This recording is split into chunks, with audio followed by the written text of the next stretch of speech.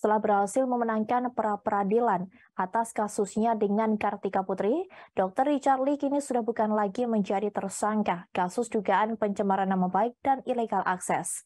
Kini ia pun tegas tak akan pernah memaafkan Kartika Putri dan oknum-oknum yang sudah menyeretnya hingga masuk ke sel tahanan.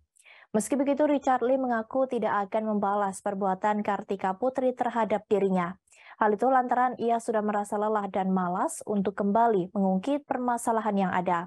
Namun hal tersebut akan berbeda jalannya apabila Kartika Putri yang akan memperpanjang masalah tersebut. Richard Lee menyatakan bahwa yang terpenting ada hukum yang lebih tinggi dari hukum di dunia. Richard Lee bahkan pernah merasakan di balik jeruji besi selama 1 kali 24 jam setelah ditetapkan sebagai tersangka di Polda Metro Jaya karena ilegal akses. Kini status tersangka Richard Lee telah dicabut sejak 14 November 2022. Hal itu disampaikan oleh Reino Romain, kuasa hukum dari Dr. Richard Lee. Sebab dalam perkara tersebut penetapan tersangka tersebut dinilai tidak sah secara hukum, tidak terbukti adanya barang bukti dan bebas dari segala tuduhan.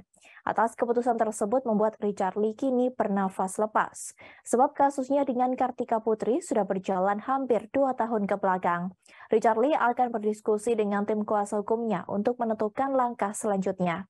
Ia pun merasa bingung sebab dirinya hanyalah seorang dokter dan bekerja untuk mengulas produk kecantikan. Sang dokter merasa salah apa yang sudah diperbuatnya selama ini. Sebelumnya, Dr. Richard Lee ditetapkan sebagai tersangka kasus pencemaran nama baik yang dilaporkan Kartika Putri pada 15 April yang lalu. Hal ini disampaikan langsung oleh Dirkrim Suspolda Metro Jaya, Kombes Pol Aulian Syah Lubis. Kombes Aulian Syah pun menjelaskan alasan pihaknya menjadikan Richard Lee sebagai tersangka terkait laporan dari Kartika Putri. Diduga produk yang diteliti oleh Dr. Richard Lee di laboratorium berbeda dari produk yang dipromosikan Kartika Putri meskipun secara merek sama.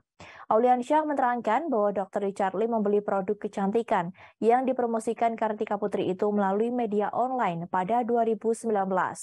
Namun kosmetik yang dibeli oleh Richard Lee tersebut ternyata tidak mengantongi izin dari Badan Pengawas Obat dan Makanan atau BPOM. Sedangkan produk yang dipromosikan Kartika Putri itu semuanya sudah mendapatkan izin BPOM. Diketahui perseteruannya dengan Kartika Putri bermula ketika Dr. Richard Lee memberikan edukasi mengenai satu produk kecantikan berupa krim wajah yang dinilai berbahaya melalui saluran YouTube-nya. Berdasarkan uji laboratorium, Dr. Richard Lee menyebut produk tersebut mengandung merkuri dan juga hidrokuinon. Rupanya produk yang diulas dokter kecantikan itu pernah dipromosikan oleh Kartika Putri. Hal itulah yang membuat Kartika Putri tidak terima dengan hasil ulasan Dr. Richard Lee.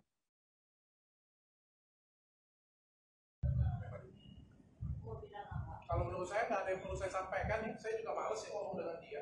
Tapi yang jelas saya tidak akan memaafkan dia.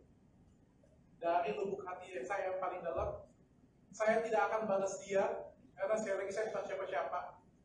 Saya juga males urusan kayak gini punya ini sudah 2 tahun, sudah capek banget ya. Kalian pun sudah lelah, bilangnya tersanjung aja kalah dengan cerita saya. Saya pun juga sudah lelah sekali sih. Jadi saya juga tidak, kecuali kalau dia mau perpanjang ya. Saya itu juga malas untuk perpanjang, kecuali kalau kuasa hukum saya berkata yang lain. Nanti hasil diskusi kita sampaikan. Tapi yang jelas saya tidak akan memaafkan dan saya yakin ada hukum yang lebih tinggi daripada hukum dunia. Mungkin untuk mengembalikan nama baik dokter itu yang diinginkan sekarang gimana? Ini menarik sih. Ini menarik.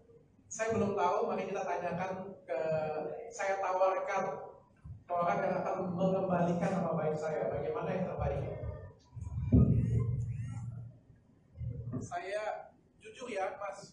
Saya itu bertanya-tanya, Mas, dalam hati, Mas. Sebelum saya duduk di sini di rumah tuh saya bertanya-tanya. Kira-kira apa yang paling pas untuk saya mengganti rugi? Apa yang saya alami sampai 2 tahun sampai detik sekarang? Apa kira-kira yang paling pas? Apakah permohonan maaf secara kertas?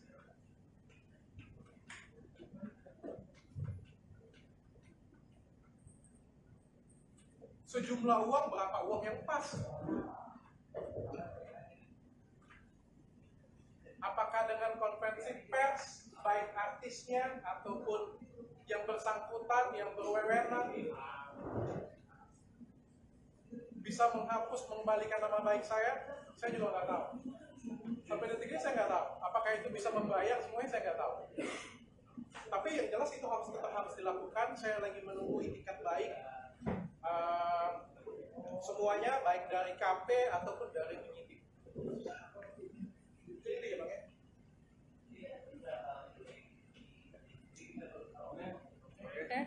Oke ya. Terakhir saya mengucapkan terima kasih dengan teman-teman media yang sudah banyak membantu saya selama 2 tahun ini. Terima kasih sudah nonton. Jangan lupa like, subscribe, dan share ya.